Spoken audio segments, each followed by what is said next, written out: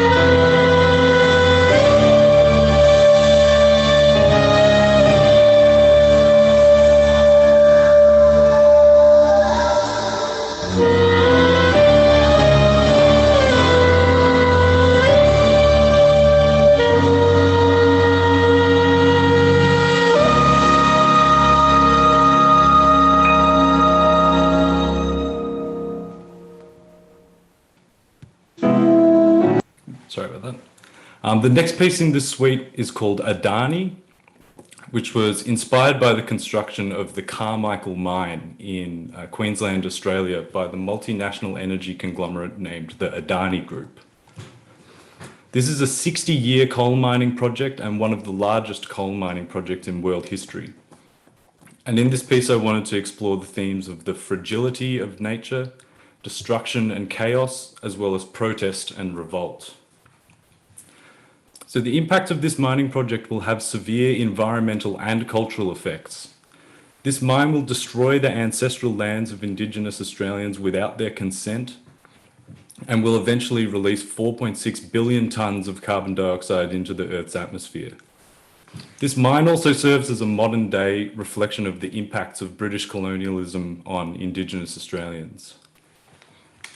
So when I was composing this piece, I split the piece up into two distinct sections. The first of which is a ballad where I used these kind of unstable sounding harmonic clusters to try and capture the kind of fragile nature and the beauty of the natural world.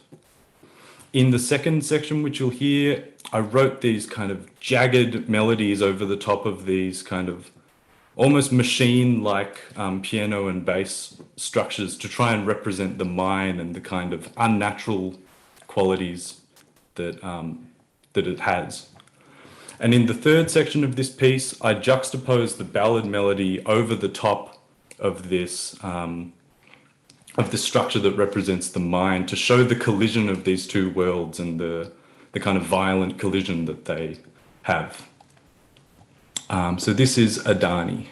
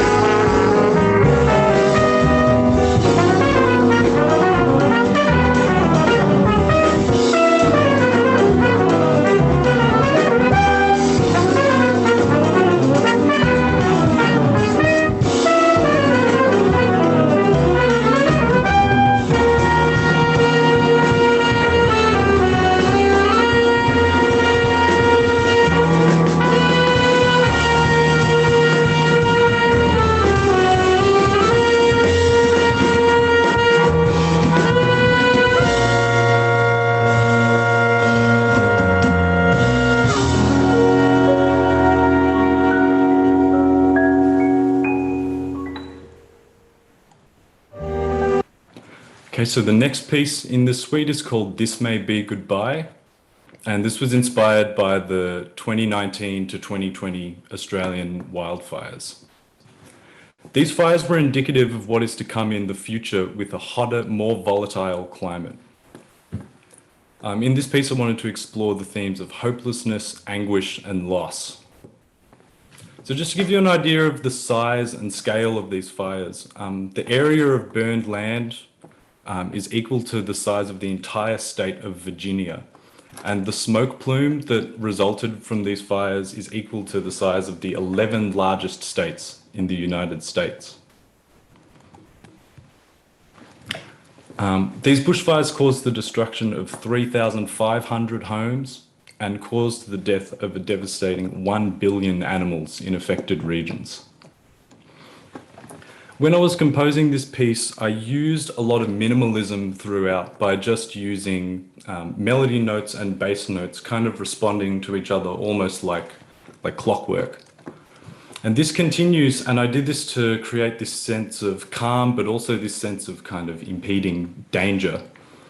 And as you can see at letter D, out of nowhere comes these super dense harmonic clusters, which I did to try and represent the fires themselves and what it must have felt like to be kind of faced with this immense kind of destructive force of nature. So this is the piece, This May Be Goodbye.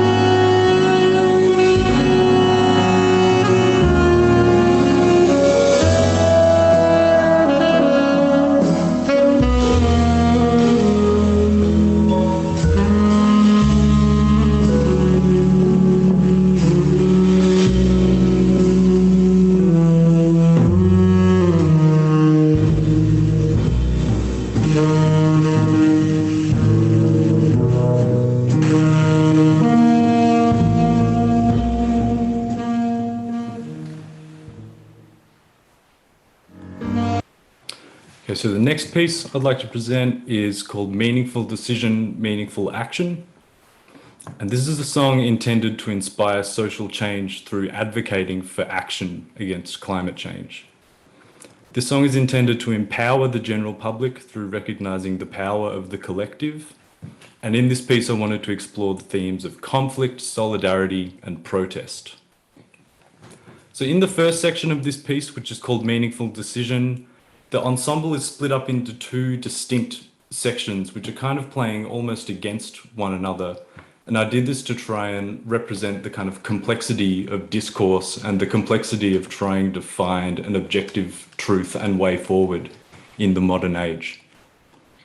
In the second section, which is called Meaningful Action, the ensemble comes together to play the same composition, and I use these kind of rising motifs to represent the constant push that's needed in advocating for change, which will drive meaningful action against the effects of climate change. So this is Meaningful Decision, Meaningful Action.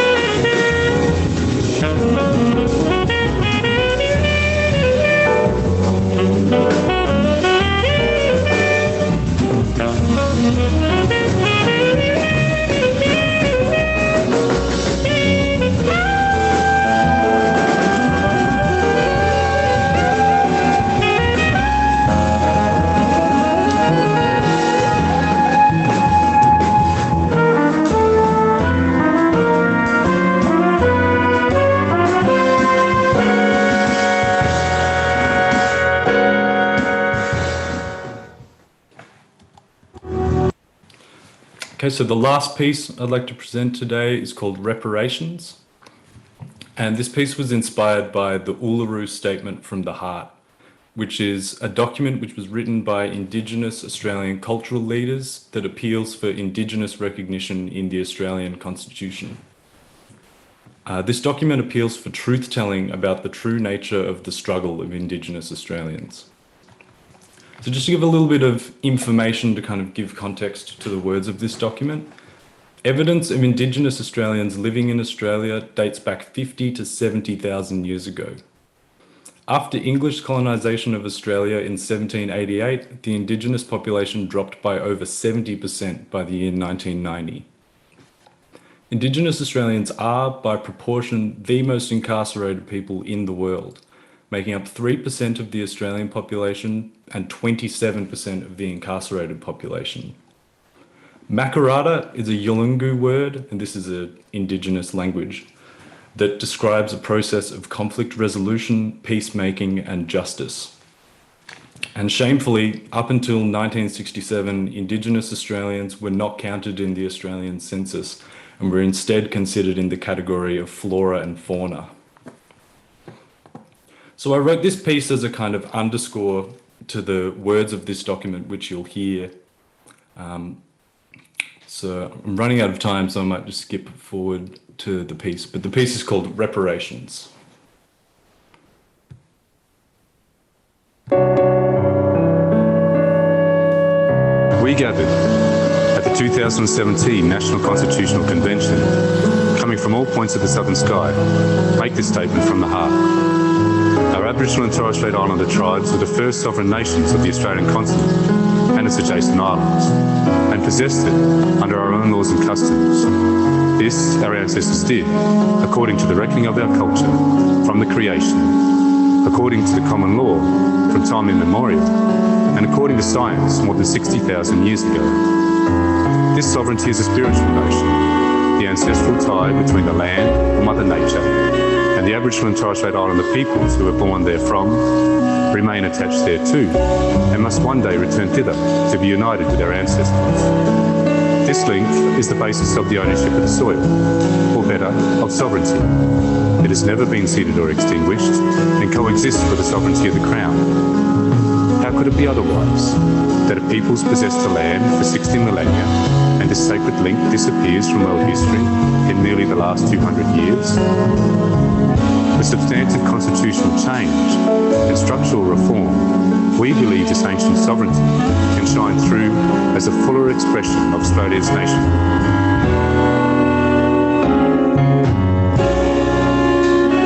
Proportionately, we are the most incarcerated people on the planet. We are not an innately criminal people. Our children are alien from their families at unprecedented rates. This cannot be because we have no love for them. And our youth languish in detention in obscene numbers. They should be our hope for the future. These dimensions of our crisis tell plainly the structural nature of our problem. This is the torment of our powerlessness. We seek constitutional reform to empower our people and take a rightful place in our own country. When we have power over our own destiny, our children will flourish, they will walk in two worlds, and their culture will be a gift to their country.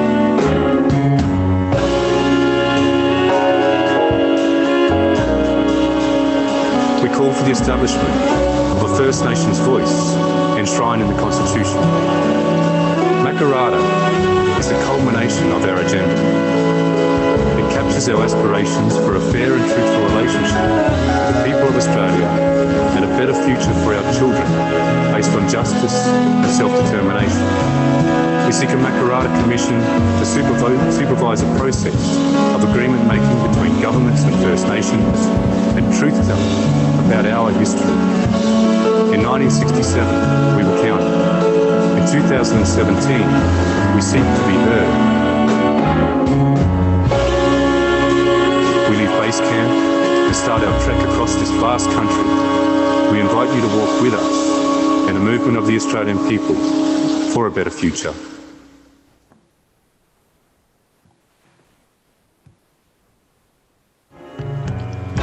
Reparations is a call to action for all Australians to do their part in repaying the debt owed to Indigenous Australians and the natural world, which are inextricably linked after centuries of mistreatment, damage and oppression.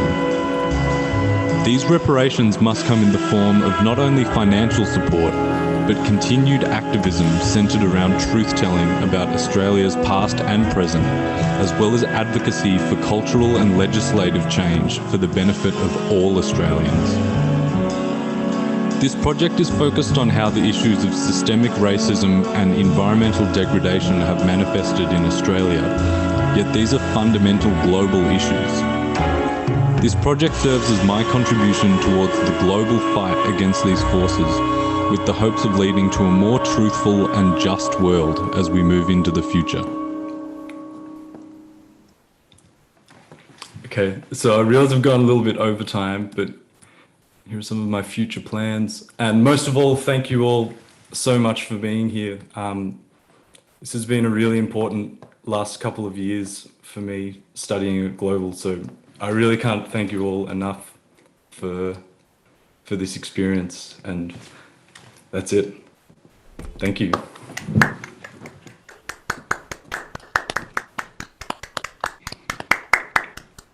Fantastic, Stephen. Fantastic. Thank you. Okay, we move to the second part of the presentation, where the panel will ask questions or make comments about the presentation. I would like to start with the advisor, Alan Chase, if you have any comment or question for Stephen. Well, Stephen, congratulations on this project. It's every time I've seen it, I've had the privilege of seeing it develop and then seeing it in its near final form a couple of times, and it's very moving. The combination of the music and the message honestly brings tears to my eyes every time I watch it. I care a lot about what you're saying and feel it. So and the music is beautiful. Playing is beautiful. I don't want to leave that out. Your tenor saxophone playing inspires me to get practicing right after we're done. Really masterful and beautiful command of the full range of the horn and a little beyond, and expressive and just beautiful sounding. So Thank you so much. I do have could you just say a little bit more, because we had to rush through that, or I appreciate your trying to stick to the time limit, but just a little more about your future plans to present this, and then what do you think is next for you musically? And I might have just one little comment about that, but go ahead. Mm-hmm. Well, my future plans for this are I want to release all of this music as an album, hopefully early next year, and also play this music live and present it, obviously not as extensively as I have today, but talk about each piece and the issues behind each of them in a similar manner, and kind of try to carry that message as best I can in kind of performing these songs. And also I'd love to present this project in other contexts, maybe at like schools or universities or wherever I'm able to. Yeah, and then musically, I guess a lot of these pieces kind of, for me, feel like the start of other projects. Like the Australiana pieces I wrote are kind of starting to move into more kind of orchestral areas, and I'd love to try that and try writing for bigger ensembles like that, because it was really interesting kind of trying to get into that kind of mindset. But yeah, those are my plans for the near future, I guess. Thank you. The one comment I have is this particular pieces, you play really beautiful solos in these, and your playing is very controlled and expressive, and sometimes quite like fiery and intense as well. And I don't know that much about your musical life other than this, but I would love to see you in a post-school situation take advantage of that freedom when it's safe and when you're really back to gigging in Australia, and really just explore letting go as a player and just just having lots of time and space to be an adventurous improviser and see where it takes you and take chances. And you can do so much, and you have a lot of knowledge and a lot of virtuosity, and so let that run and see where it takes you, as well as continuing with these very beautiful compositional projects. So good luck with that. Okay. Thanks, Alan. Thanks for all your help. Enjoy it. I enjoyed very much working with you. Thank you for the music. Take care. Great. Thanks so much, Alan. Yeah. Yeah, I agree. I agree with Alan, Stephen. I think this is the third time I saw your presentation, and every time it's like, I feel the same impact, and it's so moving. And I love how you sort of like find this way of emotionally represent, the issues in the music. You can feel it. There's the music itself. It's extremely related to the theme you're talking about. To me, I mean, I really feel your point of view and your emotion as an Australian talking about these things in your music. So I think that's always inspiring me to every time I hear this project. At the beginning of your presentation, you mentioned a little bit of the influences you had to write this music. I would like if you can expand a little bit. Specifically, you mentioned Australian music. And I wonder what you meant by that, and beyond that, also what other musical experience have been helpful for you in creating this project. Well, this project, I guess, from a musical standpoint, is very much influenced by a lot of the Australian artists that I grew up listening to, and some of them I was fortunate enough to play with before coming to global. So a lot of the kind of, I guess, like the aesthetic of the work is very inspired by, musicians in the kind of community that I grew up in, and I took a lot of influence you mean? from them. Yeah. And then I kind of drew inspiration from like photography and visual art along the way, just to try and get as close as I could to a kind of like uniquely Australian aesthetic. Right. And yeah. And have you explored? Is there any music related to these Aborigines tribes you've been talking about that you have explored too? Yeah, when I was maybe, I think 19 or 20, I saw a concert called Crossing Roper Bar by an Australian musician named Paul Grabowski, which was basically two Indigenous musicians playing with a jazz ensemble behind them and kind of interacting. And it was one of the most powerful things I've ever seen, and really spoke to, I guess, the jazz tradition's ability to just kind of, I don't know, just be able to work with anyone coming from any sort of tradition. And that's definitely something that I'd be looking forward to doing in the future, is collaborating directly with Indigenous musicians, which I haven't had the chance to do yet, but that's definitely something I'd like to tap into. It would be really interesting if you move also in that direction. Great. Any question, George? As part of I know you're a panelist for Stephen. Do you have any comment or question? Well, Steve knows that I traveled to Australia 6 years in a row, and I really got to know your country, Steve. And I actually saw that same concert you saw with Grabowski and the Indigenous people, and I got to hang with them afterwards, after the concert. And I will tell you, it was one of the most powerful moments I've ever had, hanging with a culture that are so perceptive that when they look at you, they see your whole soul, and they know your whole life.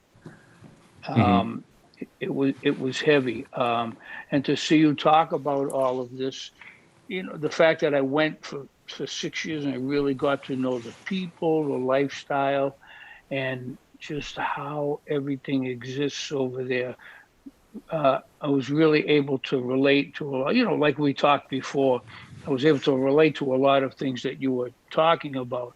But I just wanted to ask you, I don't know if this is like a left-handed question, but what do you think the future of the indigenous people is right now? Because I haven't been there for about 4 or 5 years. I mean, is it still in the same manner? I mean, mostly yes, and thankfully it looks like a lot of the work to kind of empower Indigenous people and get one of the biggest problems is the fact that Indigenous youth are so incarcerated on such a ridiculous, mind-boggling level. But a lot of those problems are actually getting better as time goes on. But there's definitely a long way to go, which is obviously what inspired me to It's make funny this because project. you touched on a lot of things that happened there that I see happening here.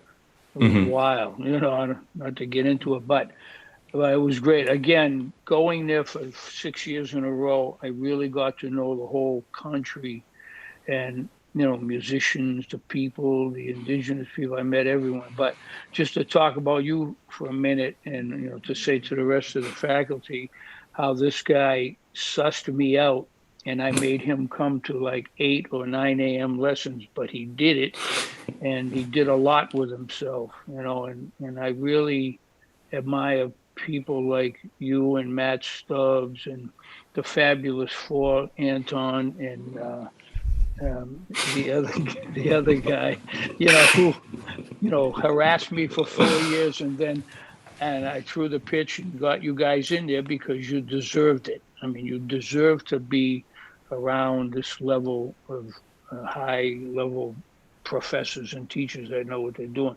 And hearing your sound, like Alan said, man, spectacular, and just go get it. Go back to Australia. I actually have family in Sydney, but go back and show these people what this thing is about.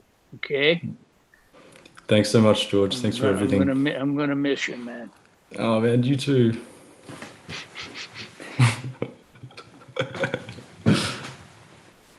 Okay, Mark, I'm cool. Okay. All right, George.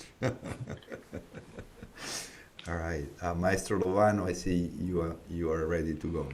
I'd like to echo with Alan and George and you also, Marco, just commenting on hearing Stephen and hearing his development, but being in a room with the vibrations of his sound and passion is really beautiful, man. Very inspiring. And the way you recorded the music too, with all the folks from the global, everybody played with a really beautiful sound together. And you emerged as a soloist within it with beautiful clarity throughout your instrument, man. Like really spoke the music. Fantastic. And I really felt the wake-up call to the global future. And like George mentioned, it's so many things are happening here in the States in parallel with Australia, with the Native Americans and, Aborigine folks and the mining, the coal mining, the way there was one moment when the chaos hit near the end part of that movement. Things were colliding, really felt like the destruction almost has to happen before everything cools out and takes shape, the slideshow also throughout was really beautiful, man. Because, speaking on being in Australia and playing throughout the country a number of times for me too, it's a lot like the Southwest in the States, and it was like a really great feeling to see the landscape and how you put music to that. That was beautiful, man. Thank you.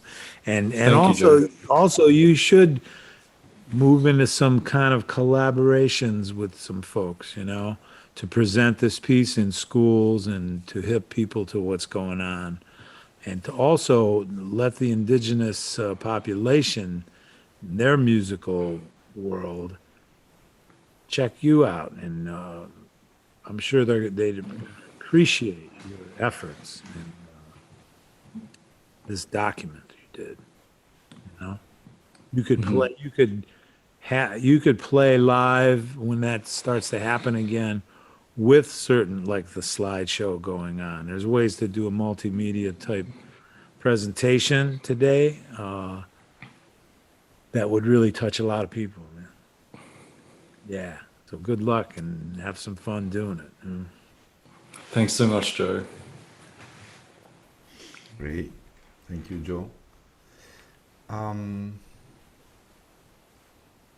Bruno, you want to say a couple words?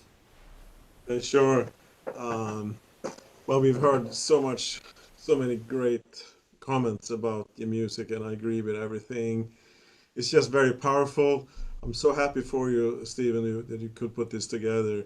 The writing is outstanding, and I can't wait to be able to lay down with headphones and just hear the full pieces and everything.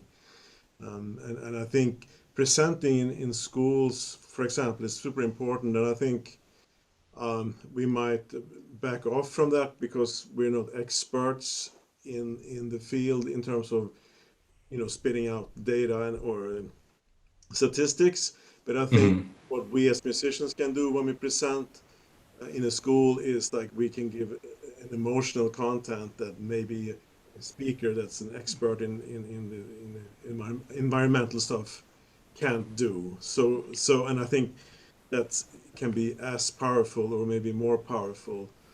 So don't underestimate the power of what you're doing. It's get it out there. And I was thinking, you described the concert you saw between some Australian jazz musicians and some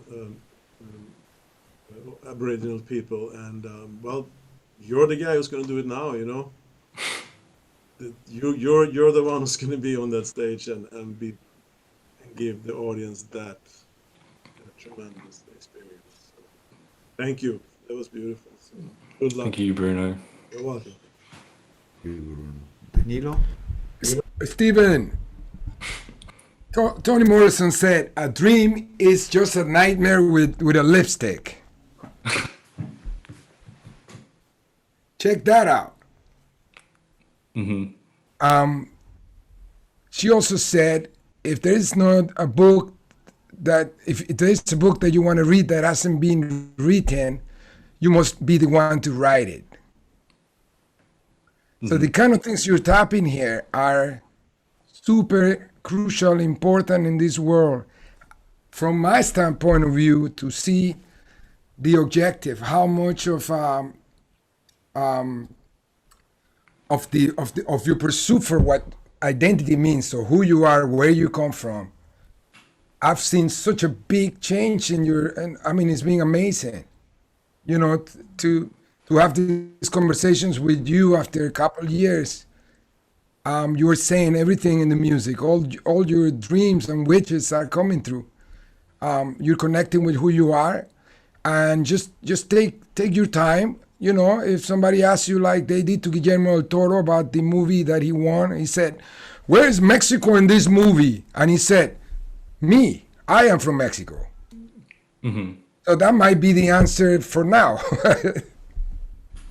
But I do think that with this issue that you are tapping into, there's so much potential for new alliances. You got to check out some grants where they are needing new ideas. The kind of stuff that you are bringing to the table is offering new ideas. People from the climate change, people from the, Lovano mentioned about the global pandemic. We're living in a global pandemic, and we're united with climate change, with war, with social change, with structural racism, all of those things.